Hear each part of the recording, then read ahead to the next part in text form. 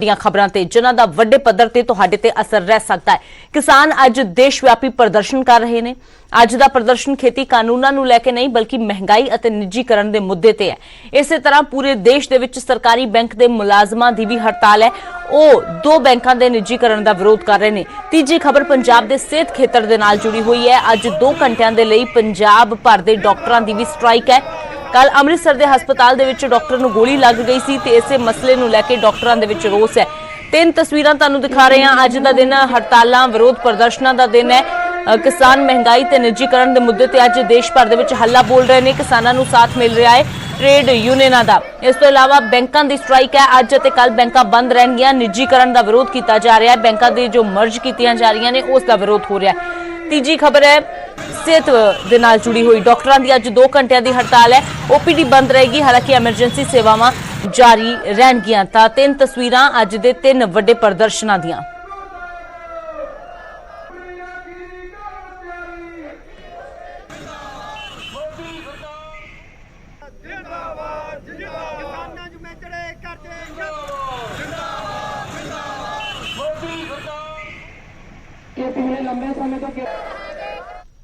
ਤੇ ਗੱਲ ਕਰਾਂਗੇ ਹੁਣ ਕਿਸਾਨਾਂ ਦੀ ਜਿਨ੍ਹਾਂ ਦੀ ਖੇਤੀ ਕਾਨੂੰਨਾਂ ਦੀ ਲੜਾਈ ਹੁਣ ਮਹਿੰਗਾਈ ਤੇ ਆ ਪਹੁੰਚੀ ਹੈ।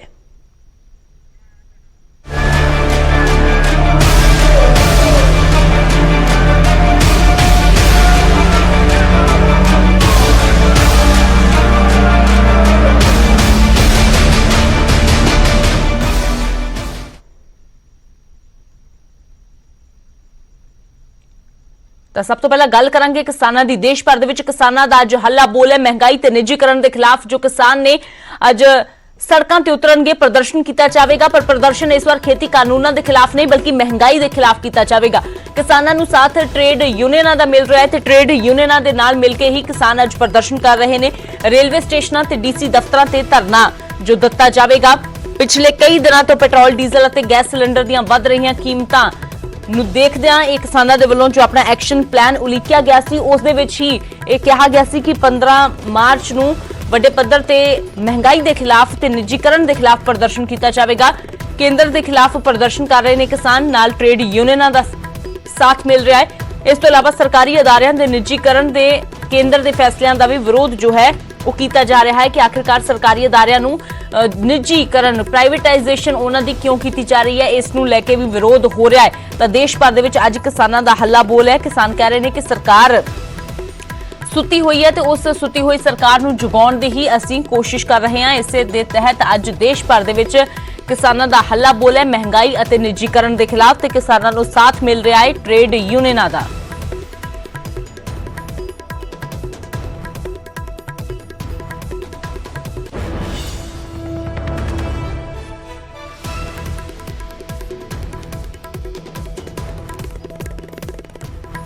ਤਾਂ ਫਿਲਹਾਲ ਸਿੱਧਾ ਰੁਕ ਕਰਦੇ ਹਾਂ ਬਠਿੰਡਾ ਦਾ। ਸੂਰਜ ਪਾਨ ਸਾਡੇ ਸਹਿਯੋਗੀ ਜੁੜੇ ਨੇ। ਤਾਂ ਸੂਰਜ, ਖੇਤੀ ਕਾਨੂੰਨਾਂ ਦੀ ਲੜਾਈ ਹੁਣ ਮਹਿੰਗਾਈ ਤੱਕ ਆ ਕੇ ਪੁੱਜ ਗਈ ਹੈ। ਫਿਲਹਾਲ ਜੋ ਕਾਲ ਦਿੱਤੀ ਗਈ ਸੀ ਅੱਜ ਕਿੰਨਾ ਕੁ ਹੁੰਗਾਰਾ ਮਿਲ ਰਿਹਾ ਹੈ ਬਠਿੰਡਾ ਦੇ ਵਿੱਚ ਉਸ ਨੂੰ?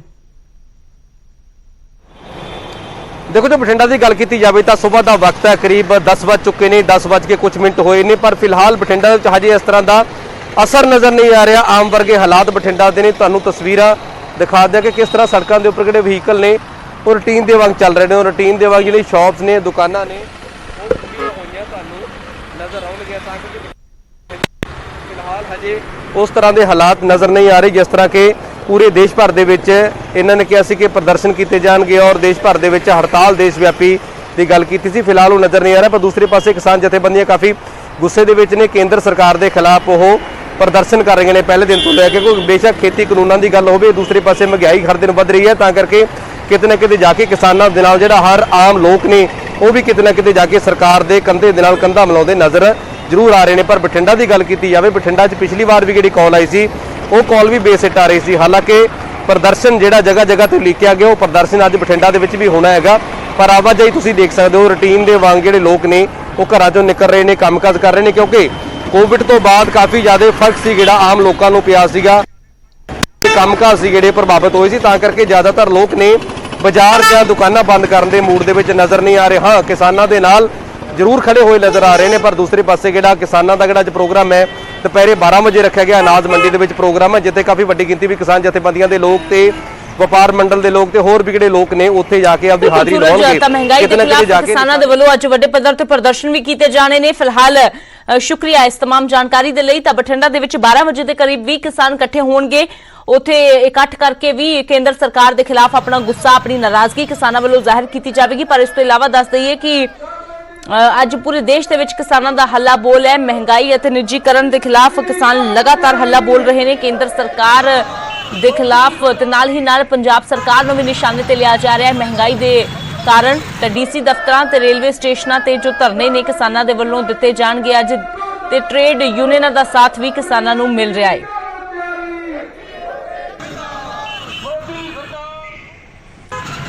ਤਾਂ ਮਹਿੰਗਾਈ ਅਤੇ ਨਿੱਜੀਕਰਨ ਦੇ ਖਿਲਾਫ ਅੱਜ ਕਿਸਾਨਾਂ ਦਾ ਦੇਸ਼ ਭਰ ਦੇ ਵਿੱਚ ਹੱਲਾ ਬੋਲ। ਟ੍ਰੇਡ ਯੂਨੀਅਨਾਂ ਦੇ ਨਾਲ ਮਿਲ ਕੇ ਕਿਸਾਨ ਪ੍ਰਦਰਸ਼ਨ ਕਰ ਰਹੇ ਨੇ।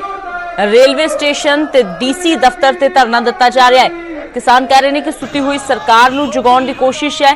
ਹਰ ਵਰਗ ਪਰੇਸ਼ਾਨ ਹੈ। ਵੱਧ ਰਹੀਆਂ ਸਿਲੰਡਰ ਦੀਆਂ ਕੀਮਤਾਂ ਨੇ ਰਸੋਈ ਦਾ ਬਜਟ ਵਿਗਾੜ ਕੇ ਰੱਖ ਦਿੱਤਾ ਹੈ। ਪੈਟਰੋਲ ਡੀਜ਼ਲ ਦੀਆਂ ਕੀਮਤਾਂ ਆਸਮਾਨ ਛੂ ਰਹੀਆਂ ਨੇ। ਲੋਕ ਪਬਲਿਕ ਟਰਾਂਸਪੋਰਟ ਤੇ ਜਾਣਾ ਸ਼ੁਰੂ ਕਰ ਦੇਣਗੇ ਜਾਂ ਫਿਰ ਹਾਲਾਤ ਇਸ ਤਰ੍ਹਾਂ ਦੇ ਆ ਜਾਣਗੇ ਕਿ ਸਾਈਕਲ ਚਲਾਉਣਾ ਸਭ ਨੂੰ ਪਵੇਗਾ। ਇਹ ਵੀ ਕਿਸਾਨ ਜਥੇਬੰਦੀਆਂ ਦੇ ਵੱਲੋਂ ਕਿਹਾ ਜਾ ਰਿਹਾ ਹੈ। ਤੇ ਇਸੇ ਲਈ ਖੇਤੀ ਕਾਨੂੰਨਾਂ ਦੀ ਲੜਾਈ ਹੁਣ ਮਹਿੰਗਾਈ ਦੇ ਨਾਲ ਵੀ ਆ ਕੇ ਜੁੜ ਗਈ ਹੈ। ਤੇ ਅੱਜ ਮਹਿੰਗਾਈ ਅਤੇ ਨਿੱਜੀਕਰਨ ਦੇ ਖਿਲਾਫ ਵੀ ਕਿਸਾਨ ਜਥੇਬੰਦੀਆਂ ਦੇ ਵੱਲੋਂ ਪ੍ਰਦਰਸ਼ਨ ਕੀਤਾ ਜਾ ਰਿਹਾ ਹੈ। ਦੇਸ਼ ਭਰ ਦੇ ਵਿੱਚ ਹੱਲਾ ਬੋਲ ਤੇ ਨਾਲ ਸਾਥ ਮਿਲ ਰਿਹਾ ਹੈ ਟ੍ਰੇਡ ਯੂਨੀਅਨਾਂ ਦਾ।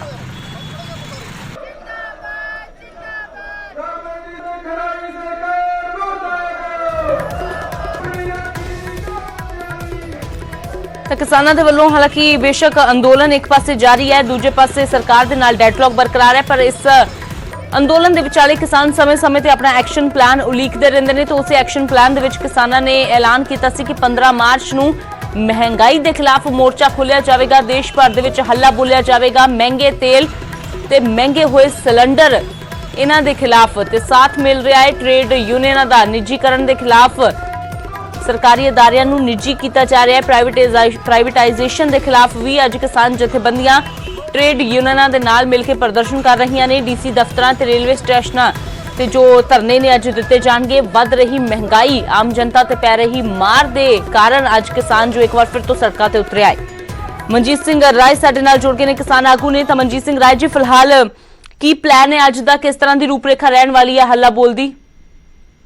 ਅੱਜ ਟ੍ਰੇਡ ਯੂਨੀਅਨਾਂ ਦੇ ਨਾਲ ਰਲ ਕੇ ਜੀ ਸਾਡੇ ਸਾਰੇ ਕਿਸਾਨ ਆਗੂ ਸਾਰੇ ਜ਼ਿਲ੍ਹਿਆਂ ਦੇ ਵਿੱਚ ਐਸਡੀਐਮ ਦਫ਼ਤਰਾਂ ਤੇ ਕਲੈਕਟਰ ਦਫ਼ਤਰਾਂ ਦੇ ਅੱਗੇ ਧਰਨੇ ਦਿੱਤੇ ਜਾਣਗੇ ਔਰ ਮੰਗ ਪੱਤਰ ਦਿੱਤੇ ਜਾਣਗੇ ਜੀ। ਜੋ ਸਰਕਾਰ ਹਰ ਇੱਕ ਚੀਜ਼ ਪ੍ਰਾਈਵੇਟ ਕਰਨ ਤੇ ਤੁਰੀ ਹੋਈ ਆ। ਦੂਸਰੀ ਸੈਕਿੰਡ ਤੁਸੀਂ ਦੇਖੋ ਕਿ ਜਿਹੜਾ ਡੀਜ਼ਲ ਪੈਟਰੋਲ ਦੇ ਰੇਟ ਕਿੱਥੇ ਚਲੇ ਗਏ ਨੇ। ਅੱਜ ਮੈਂ ਤੁਹਾਨੂੰ ਦੱਸਣਾ ਚਾਹੁੰਦਾ ਕਿ ਮੈਂ ਕੁਝ ਦਿਨ ਪਹਿਲਾਂ ਰਾਜਸਥਾਨ ਗਿਆ ਸੀ। ਉੱਥੇ ਗੰਗਾ ਨਗਰ ਹਨੂਮਾਨਗढ़ 102 ਰੁਪਏ ਲੀਟਰ ਪੈਟਰੋਲ ਹੋ ਗਿਆ ਜੀ, 100 ਤੋਂ ਉੱਪਰ ਹੈ। ਔਰ ਇਹ ਹਾਲਾਤ ਨੇ ਸਾਡੇ ਭਾਰਤ ਦੇ ਪੂਰੇ ਦੇ। ਤੇ ਜਿਹੜਾ ਸਰਕਾਰ ਜਿਹੜੀ ਕਹਿੰਦੀ ਸੀਗੀ ਤੇ ਅਸੀਂ ਤੇਲ ਦੀਆਂ ਕੀਮਤਾਂ ਕਾਂਗਰਸ ਦੇ ਟਾਈਮ ਰੌਲਾ ਪਾਉਂਦੇ ਸੀ, ਦੂਸਰੀਆਂ ਸਰਕਾਰਾਂ ਦੇ ਟਾਈਮ, ਅੱਜ ਆਪਣੀ ਸਰਕਾਰ 'ਚ ਉਹਨਾਂ ਦੇ ਇਹ ਹਾਲਾਤ ਹੋ ਗਏ ਨੇ ਕਿ 300 ਵਾਲਾ ਸਿਲੰਡਰ 800 ਦਾ ਹੋ ਗਿਆ।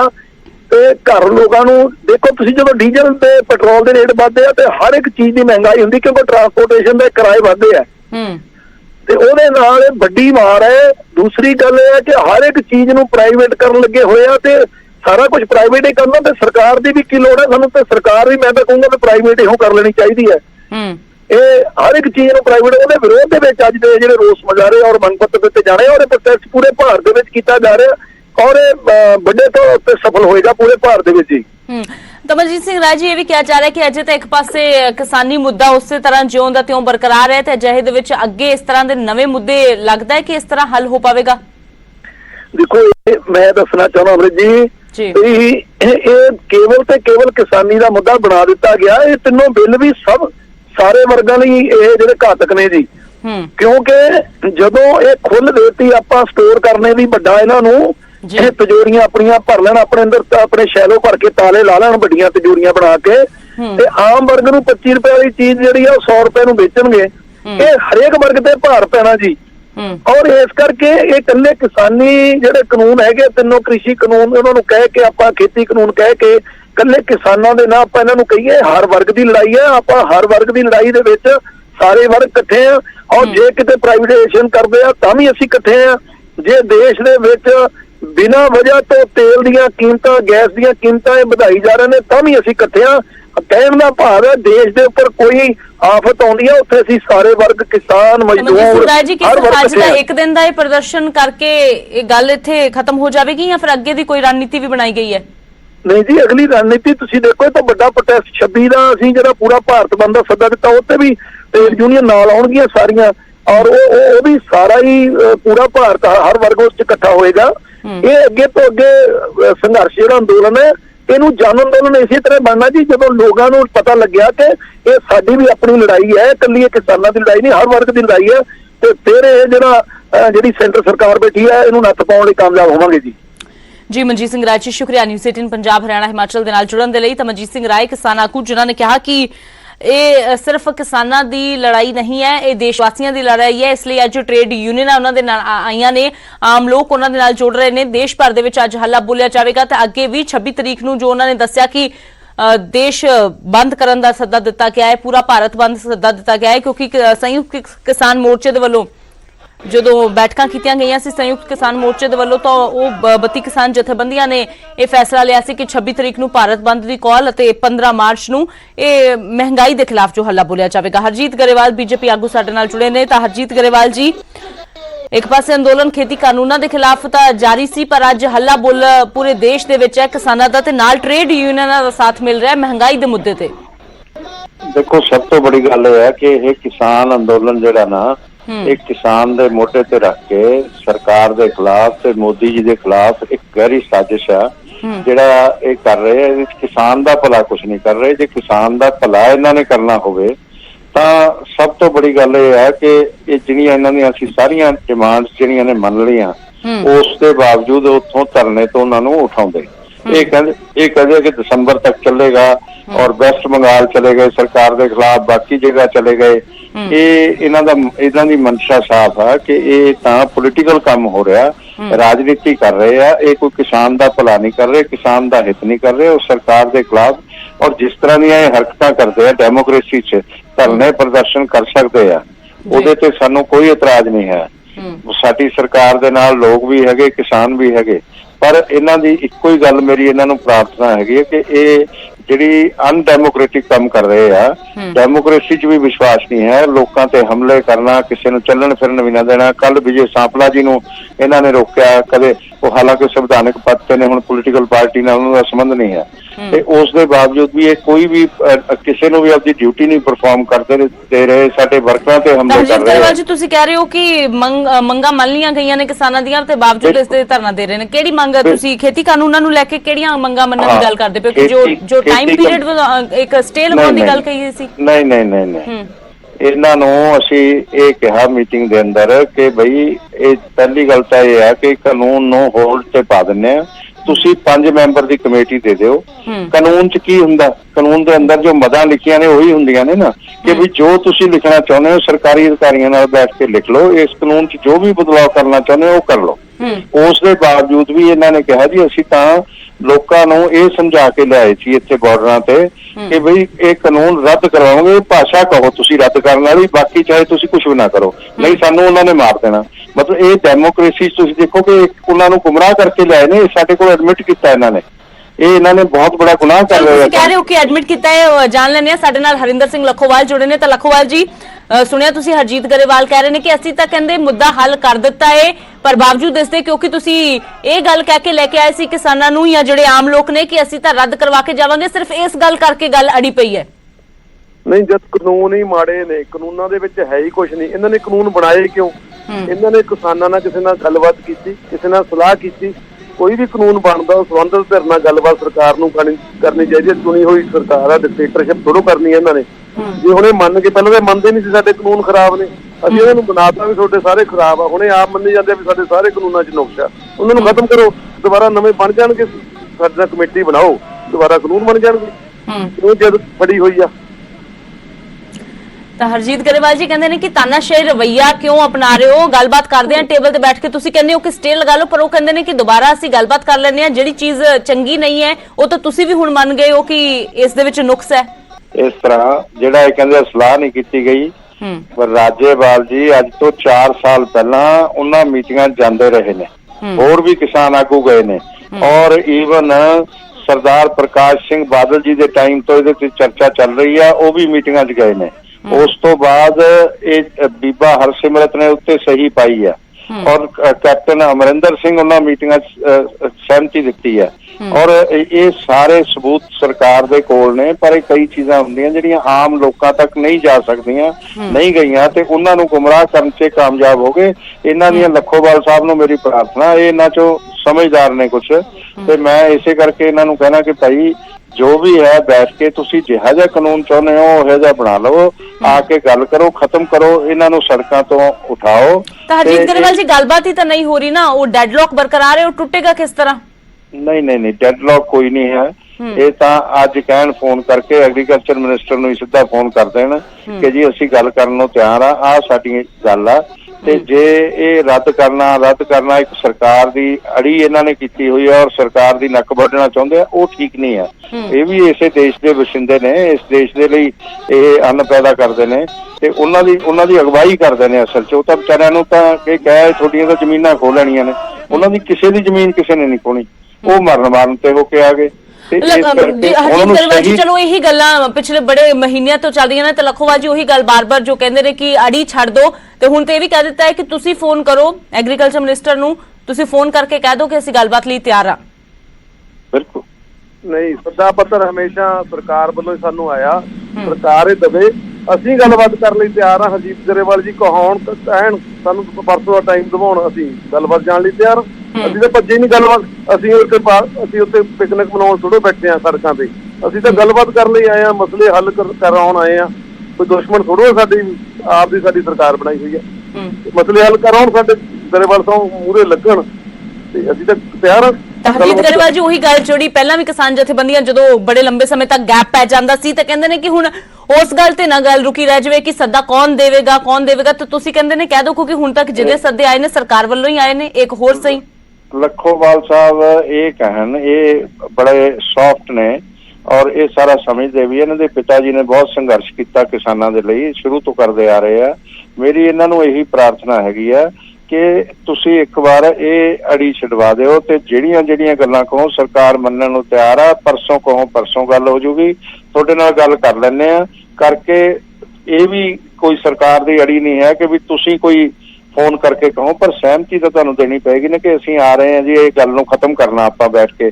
ਜਦੋਂ ਇਸ ਮਨਸ਼ਾ ਨਾਲ ਬੈਠਾਂਗੇ ਕਿ ਝੰਜਟ ਨੂੰ ਖਤਮ ਕਰਨਾ, ਤੇ ਅੱਗੇ ਕਿਸਾਨ ਦੇ ਹਿੱਤ ਦੀ ਕੋਈ ਹੋਰ ਗੱਲ ਹੋਊਗੀ ਉਹ ਵੀ ਕਰਵਾ ਲਓ, ਤੇ ਇਸ ਕਰਕੇ ਇਸ ਗੱਲ ਨੂੰ ਖਤਮ ਕਰਵਾਓ। ਮੈਂ ਲੱਖੋਵਾਲ ਜੀ ਨੂੰ ਵੀ ਇਹ ਕਹਿਣਾ ਕਿ ਇਹ ਤਾਂ ਉਹਨਾਂ ਦੇ ਵਿੱਚ ਇੱਕ ਮੈਂਬਰ ਨੇ ਔਰ ਬੈਠਦੇ ਵੀ ਆ, ਸਾਰੀ ਗੱਲ ਕਰਦੇ ਆ, ਤੇ ਹੁਣ ਇਹਨੂੰ ਆਪਾਂ ਖਤਮ ਕਰੀਏ। ਮੈਂ ਇਹਨਾਂ ਨੂੰ ਖੁੱਲਾ ਸੱਦਾ ਦਿੰਦਾ, ਐਸੀ ਕੋਈ ਗੱਲ ਨਹੀਂ ਹੈ। ਸਰਕਾਰ ਜਿਹੜੀ ਹੈ ਮੋਦੀ ਜੀ ਕਿਸਾਨ ਹਿੱਤੂ ਨੇ, ਔਰ ਜਿਹੜੇ ਵੈਸਟ ਬੰਗਾਲ ਜਾਂ ਉੱਧਰ ਉਹ ਕਰ ਰਹੇ ਨੇ ਉਹ ਕੋਈ ਅੱਛੀ ਗੱਲ ਨਹੀਂ ਹੈ, ਉਹਦੇ 'ਚ ਕਿਸਾਨ ਦਾ ਹਿੱਤ ਨਹੀਂ ਹੈ, ਤੇ ਉਹ ਦਬਾਅ ਬਣਾਉਣ ਵਾਲੀਆਂ ਗੱਲਾਂ 'ਚ ਨਹੀਂ ਗੱਲ। ਆਪਸੀ ਸਹਿਮਤੀ ਜਿਹੜੀ ਹੈ, ਪ੍ਰੇਮ ਪਿਆਰ ਬਣਦਾ ਇਹਦੇ ਨਾਲ, ਸਰਕਾਰ ਦੇ ਨਾਲ। ਸਰਕਾਰ ਸਭ ਤੋਂ ਬੜਾ ਆੜਤੀਆ ਹੈਗੀ ਹੈ, ਜੇ ਆੜਤੀਏ ਨਾਲ ਹੀ ਕਿਸਾਨ ਵਿਗਾੜੂਗਾ ਤਾਂ ਸਾਰੀ ਗੱਲ ਵਿਗੜ ਜਾਂਦੀ ਹੈ। ਇਸ ਕਰਕੇ ਆੜਤੀਆ ਦੇ ਤੇ ਕਿਸਾਨ ਦਾ ਪ੍ਰੇਮ ਰਹਿਣਾ ਚਾਹੀਦਾ ਹੈ। ਐਮਐਸਪੀ ਦੀ ਖਰੀਦ ਜਾਰੀ ਰਹੂਗੀ, ਜੋ ਤੁਸੀਂ ਐਮਐਸਪੀ ਦੇ ਚਲੋ ਹਰਜੀਤ ਗਰੇਵਾਲ ਜੀ ਤੁਹਾਡੀ ਗੱਲ ਇੱਕ ਵਾਰ ਤੁਸੀਂ ਹੁਣ ਕਿਹਾ ਕਿ ਤੁਸੀਂ ਸੱਦਾ ਦਿੰਦੇ ਹੋ, ਯਾਨੀ ਕਿ ਹੁਣ ਤੁਸੀਂ ਇਹ ਕਹਿ ਰਹੇ ਹੋ ਕਿ ਸਰਕਾਰ ਸੱਦਾ ਭੇਜ ਦੇਵੇਗੀ, ਕਿਸਾਨ ਜਥੇਬੰਦੀਆਂ ਬਸ ਸਹਿਮਤੀ ਦੇਣ। ਬਿਲਕੁਲ, ਜੇ ਸਹਿਮਤੀ ਦੇਣਗੇ ਤਾਂ ਉਹ ਤਾਂ ਸਹਿਮਤੀ ਦੇ ਰਹੇ ਨੇ, ਉਹ ਕਹਿੰਦੇ ਨੇ ਅਸੀਂ ਤਿਆਰ ਹਾਂ, ਤੁਸੀਂ ਸੱਦਾ ਭੇਜੋ। ਉਹ ਕਹਿੰਦੇ ਸਰਕਾਰ ਸੱਦਾ ਭੇਜੇ, ਅਸੀਂ ਤਾਂ ਉਸ ਦੇ ਜਵਾਬ ਦੇ ਵਿੱਚ ਹਾਂ ਕਹਿ ਕੇ ਆਉਣ ਲਈ ਤਿਆਰ ਹਾਂ। ਕੋਈ ਨਹੀਂ, ਅਸੀਂ ਜਾ ਕੇ ਗੱਲ ਕਰ ਲੈਂਦੇ ਹਾਂ, ਐਸੀ ਕੋਈ ਗੱਲ ਨਹੀਂ, ਗੱਲ ਕਰਕੇ ਸਾਰਾ ਹੋ ਜੂ। ਸਰਕਾਰ ਵੀ ਚਾਹੁੰਦੀ ਹੈ ਖਤਮ ਕਰਨਾ, ਸਰਕਾਰ ਕੋਈ ਜਿੱਦ ਨਹੀਂ ਹੈ ਸਰਕਾਰ ਦੀ, ਕਿਸਾਨਾਂ ਦੀ ਸਰਕਾਰ ਹੈ, ਸਰਕਾਰ ਦੇ ਕਿਸਾਨ ਦੋਨੋਂ ਇੱਕ ਦੂਜੇ ਦੇ ਪੂਰਕ ਹੈ, ਐਸਾ ਕੋਈ ਝਗੜਾ ਨਹੀਂ ਹੈ। ਮੈਂ ਲੱਖੋਵਾਲ ਸਾਹਿਬ ਨੂੰ ਫਿਰ ਕਹਿਣਾ ਤਾਂ ਸਮਝਦੇ ਆ ਸਾਰਾ ਕੁਛ, ਇਹਨਾਂ ਨੂੰ ਇਹ ਵੀ ਪਤਾ ਕਿ ਸਰਕਾਰ ਖਤਮ ਕਰਨਾ ਚਾਹੁੰਦੀ ਹੈ ਕਲੇਸ਼ ਨੂੰ। ਲੱਖੋਵਾਲ ਸਾਹਿਬ ਵੀ ਦਿਲੋਂ ਚਾਹੁੰਦੇ ਹੋਣਗੇ, ਪੱਕੀ ਗੱਲ ਆ, ਪਰ ਉਹ ਕੁਛ ਲੋਕਾਂ ਦੇ ਆਪਣੇ ਮਨਸ਼ਾ ਹੈਗੀ ਹੈ। ਕਿਸਾਨ ਵੀ ਹੁਣ ਚਾਹੁਣ ਲੱਗ ਗਿਆ ਹੈਗਾ ਕਿ ਇਹ ਖਤਮ ਹੋਵੇ ਜਦੋਂ ਸਰਕਾਰ ਸਾਰਾ ਕੁਝ ਮੰਨ ਰਹੀ ਹੈ, ਤੇ ਐਸੀ ਕੋਈ ਅੜੀ ਵਾਲੀ ਗੱਲ ਨਹੀਂ। ਹਰਜੀਤ ਗਰੇਵਾਲ ਜੀ ਚਾਹੁੰਦਾ ਤਾਂ ਹਰ ਕੋਈ ਹੈ ਕਿ ਜੋ ਕਿਸਾਨ ਬੈਠੇ ਹੋਏ ਨੇ ਆਪੋ ਆਪਣੇ ਘਰਾਂ ਨੂੰ ਜਾਣ, ਤਾਂ ਲੱਖੋਵਾਲ ਜੀ ਜਾਂਦੇ ਜਾਂਦੇ ਕੀ ਕਹਿਣਾ ਚਾਹੋਗੇ? ਨਹੀਂ ਅਸੀਂ ਕੋਈ ਗੱਲ ਨਹੀਂ, ਗੱਲਬਾਤ ਤੋਂ ਭੱਜਦੇ ਨਹੀਂ। ਗਰੇਵਾਲ ਸਾਹਿਬ ਸਾਨੂੰ ਦਵਾਉਣ ਸੱਦਾ ਪੱਤਰ, ਸਾਡੇ ਲੀਡਰ ਕੁਝ ਲੀਡਰ ਗਏ ਹੋਏ ਨੇ, ਦੋ ਦਿਨਾਂ 'ਚ ਵਾਪਸ ਆ ਜਾਂਦੇ ਆ ਤੇ ਅਸੀਂ ਗੱਲਬਾਤ ਨੂੰ ਤਾਂ ਹਮੇਸ਼ਾ ਤਿਆਰ ਹਾਂ। ਟੇਬਲ ਟਾਪ ਤੇ ਕੰਮ ਸਾਨੂੰ ਪਤਾ ਵੀ ਇਹ ਨਿਬੜਨੀਆਂ, ਟੇਬਲ ਟਾਪ ਤੇ ਨਿਬੜਨੀਆਂ, ਨਹੀਂ ਤਾਂ ਅਸੀਂ ਹੱਦ ਬੈਠੇ ਹਾਂ। ਸਰਕਾਰ ਦੀ ਮਰਜ਼ੀ ਹੈ, ਜਿੰਨਾ ਚਿਰ ਸਾਨੂੰ ਮਰਜ਼ੀ ਬਿਠਾ ਲਵੇ ਤੇ ਅਸੀਂ ਉੱਥੇ ਬੈਠੇ ਰਹਾਂਗੇ। ਜੇ ਸੱਦਣਗੇ ਤੇ ਅਸੀਂ ਜਾਵਾਂਗੇ, ਗੱਲਬਾਤ ਵੀ ਮੁਕਾਉਣ ਦੀ ਕੋਸ਼ਿਸ਼ ਕਰਾਂਗੇ। ਜੀ ਸ਼ੁਕਰੀਆ ਹਰਿੰਦਰ ਸਿੰਘ ਲਖੋਵਾਲ ਜੀ, ਨਿਊਜ਼ 18 ਪੰਜਾਬ ਦੇ ਨਾਲ ਜੁੜਨ ਦੇ ਲਈ। ਹਰਜੀਤ ਗਰੇਵਾਲ ਜੀ ਤੁਹਾਡਾ ਵੀ ਸ਼ੁਕਰੀਆ। ਤਾਂ ਫਿਲਹਾਲ ਗੱਲਬਾਤ ਜੋ ਹੈ ਉਹ ਗੱਲਬਾਤ ਦੇ ਨਾਲ ਹੀ ਖਤਮ ਹੋਵੇਗੀ, ਇਹ ਤਾਂ ਕਿਸਾਨ ਵੀ ਜਾਣਦੇ ਨੇ ਤੇ ਸਰਕਾਰ ਵੀ ਇਹੀ ਗੱਲ ਬਾਰ-ਬਾਰ ਕਹਿ ਰਹੀ ਹੈ। ਪਰ ਹੁਣ ਹਰਜੀਤ ਗਰੇਵਾਲ ਦੇ ਵੱਲੋਂ ਜ਼ਰੂਰ ਇਹ ਗੱਲ ਕਹਿੰਦੇ ਉਹ ਨਜ਼ਰ ਆਏ ਨੇ ਕਿ ਕੋਸ਼ਿਸ਼ ਉਹ ਕਰਨਗੇ, ਸਰਕਾਰ ਦੇ ਨਾਲ ਗੱਲਬਾਤ ਕਰਨਗੇ, ਕਿਸਾਨਾਂ ਦਾ ਸੁਨੇਹਾ ਲਾਉਣਗੇ, ਸਮਾਂ ਦਿਵਾਉਣ ਦੀ ਕੋਸ਼ਿਸ਼ ਕਰਨਗੇ, ਸਮਾਂ ਮਿਲੇ ਤੇ ਦੁਬਾਰਾ ਮੀਟਿੰਗ ਹੋਵੇ। ਕਿਉਂਕਿ ਹੁਣ ਤੱਕ ਕਈ ਗੇੜ ਦੀਆਂ ਬੈਠਕਾਂ ਹੋਈਆਂ ਨੇ ਪਰ ਉਹਨਾਂ ਬੈਠਕਾਂ ਦੇ ਵਿੱਚ ਸਹਿਮਤੀ ਨਹੀਂ ਕਿਸੇ ਵੀ ਗੱਲ ਤੇ ਬਣੀ। ਆਖਰੀ ਬੈਠਕ ਦੇ ਵਿੱਚ ਸਰਕਾਰ ਨੇ ਕਿਹਾ ਸੀ ਕਿ ਅਸੀਂ 2 ਸਾਲ ਦੇ ਲਈ ਹੋਲਡ ਕਰ ਦਿੰਦੇ ਆ ਕਾਨੂੰਨ, ਉਸ ਤੋਂ ਬਾਅਦ ਜੋ ਹੈ ਉਹ ਦੇਖਿਆ ਜਾਵੇਗਾ ਕਿ ਕੀ ਮਾਮਲੇ ਦਾ ਅਗਲੇ ਹੱਲ ਹੋ ਸਕਦਾ ਹੈ। 2 ਸਾਲਾਂ ਦੇ ਵਿੱਚ ਕਿਸਾਨ ਵੀ ਦੱਸ ਦੇਣ ਕਿਹੜੀਆਂ ਕਮੀਆਂ ਪੇਸ਼ੀਆਂ ਨੇ, ਪਰ ਇਸ ਗੱਲ ਤੇ ਸਹਿਮਤੀ ਨਹੀਂ ਬਣੀ ਸੀ। ਹੁਣ ਅਗਲੀ ਮੀਟਿੰਗ ਕਦੋਂ ਹੁੰਦੀ ਹੈ ਉਹ ਤਾਂ ਦੇਖਣਾ ਹੋਵੇਗਾ। ਪਰ ਇਸ ਸਭ ਦੇ ਵਿਚਾਲੇ ਅੱਜ ਦੇਸ਼ ਭਰ ਦੇ ਵਿੱਚ ਮਹਿੰਗਾਈ ਨੂੰ ਲੈ ਕੇ ਕਿਸਾਨ ਸੜਕਾਂ ਤੇ ਜ਼ਰੂਰ ਉਤਰੇ ਨੇ।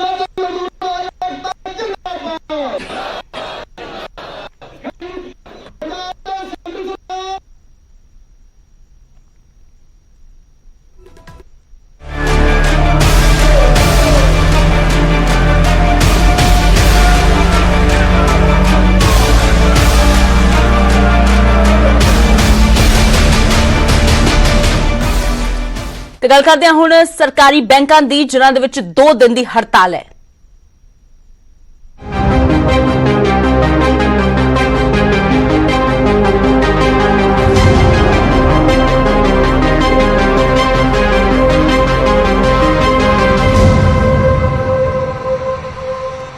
ਤਾਂ ਇੱਕ ਪਾਸੇ ਕਿਸਾਨ ਟ੍ਰੇਡ ਯੂਨੀਅਨਾਂ ਦੇ ਨਾਲ ਸੜਕਾਂ ਤੇ ਨੇ ਤਾਂ ਦੂਜੇ ਪਾਸੇ ਦੇਸ਼ ਭਰ ਦੇ ਵਿੱਚ ਸਰਕਾਰੀ ਬੈਂਕਾਂ ਦੀ ਵੀ ਹੜਤਾਲ ਹੈ। ਜੀ ਹਾਂ, 2 ਦਿਨ ਜੇਕਰ ਸਰਕਾਰੀ ਬੈਂਕ ਦੇ ਵਿੱਚ ਤੁਹਾਨੂੰ ਕੋਈ ਕੰਮ ਹੈ ਤਾਂ ਕੰਮ ਨਹੀਂ ਹੋ ਪਾਵੇਗਾ, ਕਿਉਂਕਿ ਅੱਜ ਅਤੇ ਕੱਲ 2 ਦਿਨ ਬੈਂਕ ਮੁਲਾਜ਼ਮ ਹੜਤਾਲ ਤੇ ਨੇ। ਵਿਰੋਧ ਇਸ ਲਈ ਹੈ ਬੈਂਕਾਂ ਦੇ ਨਿੱਜੀਕਰਨ ਦੇ ਖਿਲਾਫ। ਜੀ ਹਾਂ, ਬੈਂਕਾਂ ਦੇ ਨਿੱਜੀਕਰਨ ਦੇ ਵਿਰੋਧ ਦੇ ਵਿੱਚ ਕੰਮਕਾਜ ਠੱਪ ਕੀਤਾ ਗਿਆ ਹੈ ਤੇ ਕਰੀਬ 10 ਲੱਖ ਬੈਂਕ ਮੁਲਾਜ਼ਮ ਹੜਤਾਲ ਦੇ ਵਿੱਚ ਸ਼ਾਮਿਲ ਨੇ। United forum of bank unions UFBU ਦੀ ਕਾਲ ਦੇ ਇਹ ਜੋ ਨਿੱਜੀਕਰਨ ਦੇ ਖਿਲਾਫ ਅੱਜ ਤੇ ਕੱਲ ਬੈਂਕ ਬੰਦ ਕੀਤੇ ਗਏ ਨੇ, ਕੰਮਕਾਜ ਠੱਪ ਕੀਤਾ ਗਿਆ ਹੈ। United forum of bank unions ਦੀ ਕਾਲ ਤੇ ਉਸਦੇ ਬੈਨਰ ਤਲੇ ਹੀ 9 ਯੂਨੀਅਨਾਂ ਦੀ ਇਹ ਹੜਤਾਲ ਹੈ। ਹਾਲਾਂਕਿ ਬੈਂਕ ਦੇ ਵਿੱਚ ਤੁਸੀਂ ਜਾ ਕੇ ਕੋਈ ਕੰਮ ਨਹੀਂ ਕਰਵਾ ਸਕਦੇ, ਪਰ ATM, ਮੋਬਾਈਲ ਤੇ ਨੈਟ ਬੈਂਕਿੰਗ ਤੇ ਕੋਈ ਵੀ ਅਸਰ ਨਹੀਂ ਹੋਵੇਗਾ। ਦਰਅਸਲ ਇਹ ਵਿਰੋਧ ਇਸ ਲਈ ਹੈ ਕਿਉਂਕਿ ਬਜਟ 'ਚ 2 ਬੈਂਕਾਂ ਦੇ ਨਿੱਜੀਕਰਨ ਦਾ ਐਲਾਨ ਸਰਕਾਰ ਵੱਲੋਂ ਕੀਤਾ ਗਿਆ ਹੈ। ਜਨਤਕ ਖੇਤਰ ਦੀਆਂ 2 ਬੈਂਕਾਂ ਦਾ ਨਿੱਜੀਕਰਨ ਕੀਤਾ ਜਾ ਰਿਹਾ ਹੈ ਤੇ ਹੁਣ ਤੱਕ 14 ਜਨਤਕ ਬੈਂਕਾਂ ਦਾ ਨਿੱਜੀਕਰਨ ਹੋ ਚੁੱਕਾ ਹੈ। ਇਸ ਮਰਜਰ ਦੇ ਖਿਲਾਫ ਜੋ ਹੈ ਉਹ ਯੂਨਾਈਟਿਡ ਫੋਰਮ ਆਫ ਯੂਨੀਅਨਸ ਦੀ ਕਾਲ ਤੇ ਅੱਜ ਅਤੇ ਕੱਲ ਬੈਂਕਾਂ ਦੇ ਵਿੱਚ ਹੜਤਾਲ ਕੀਤੀ ਗਈ ਹੈ।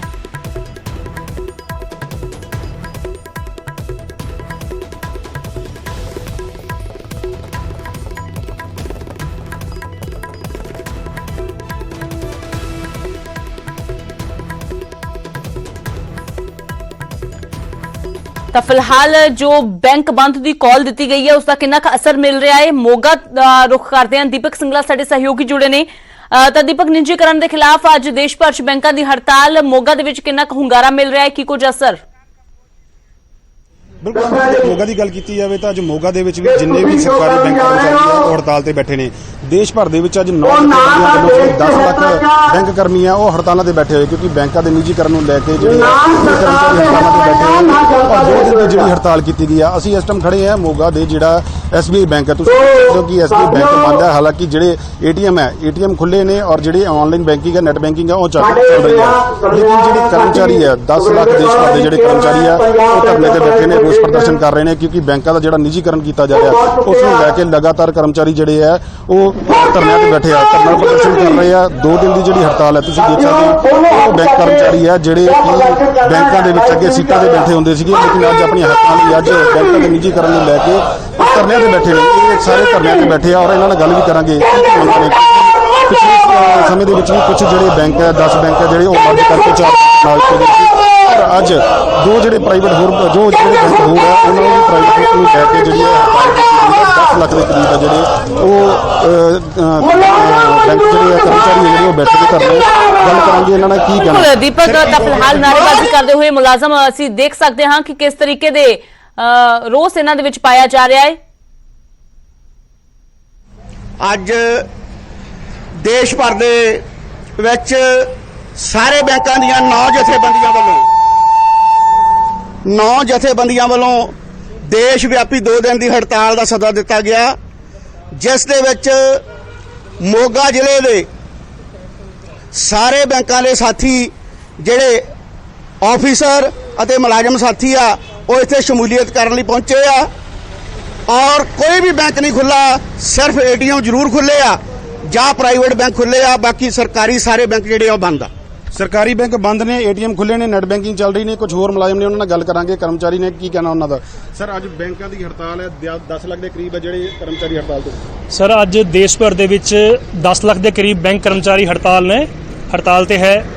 ਟੋਟਲ 9 ਜਥੇਬੰਦੀਆਂ ਹੈਗੀਆਂ ਸਾਡੀਆਂ ਜਿਹੜੀਆਂ united forum of bank union ਦੇ ਬੈਨਰ ਹੇਠ ਇਸ ਸਟ੍ਰਾਈਕ ਵਿੱਚ ਹੈਗੀਆਂ ਹੈ ਤੇ ਸਾਰੇ ਕਰਮਚਾਰੀਆਂ ਦੀ ਇੱਕੋ ਹੀ ਗੱਲ ਹੈਗੀ ਹੈ ਕਿ ਜਿਹੜੀ ਸਾਡੀ ਕੇਂਦਰ ਸਰਕਾਰ ਹੈ ਪਹਿਲਾਂ ਬੈਂਕਾਂ ਦਾ ਰਲੇਵਾਂ ਕਰ ਰਹੀ ਸੀਗੀ, ਮਰਜਰ ਕਰ ਰਹੀ ਸੀਗੀ, ਹੁਣ ਉਹ ਬੈਂਕਾਂ ਨੂੰ ਪ੍ਰਾਈਵੇਟ ਕਰਨ ਤੇ ਆ ਗਈ ਹੈਗੀ ਹੈ, ਜਿਹੜੀ ਕਿ ਆਮ ਜਨਤਾ ਦੇ ਹਿੱਤ ਵਿੱਚ ਵੀ ਨਹੀਂ, ਕਿਉਂਕਿ ਜਦੋਂ ਮੋਦੀ ਸਰਕਾਰ ਕੇਂਦਰ 'ਚ ਆਈ ਉਸ ਤੋਂ ਬਾਅਦ ਉਹਨਾਂ ਨੇ ਜਨਧਨ ਖਾਤੇ, ਸਵਨਿਧੀ, ਬੀਮਾ ਸੁਰੱਖਿਆ ਯੋਜਨਾ, ਜਿੰਨੀਆਂ ਵੀ ਸਰਕਾਰੀ ਯੋਜਨਾਵਾਂ ਹੈਗੀਆਂ ਉਹ 99% ਤੋਂ ਜ਼ਿਆਦਾ ਕੇਂਦਰ ਸਰਕਾਰ ਦੀਆਂ ਜਿਹੜੀਆਂ ਯੋਜਨਾਵਾਂ ਹੈ ਉਹ ਸਰਕਾਰੀ ਖੇਤਰ ਦੇ ਬੈਂਕਾਂ ਨੇ ਆਪਣੇ ਲਾਗੂ ਕੀਤੀਆਂ।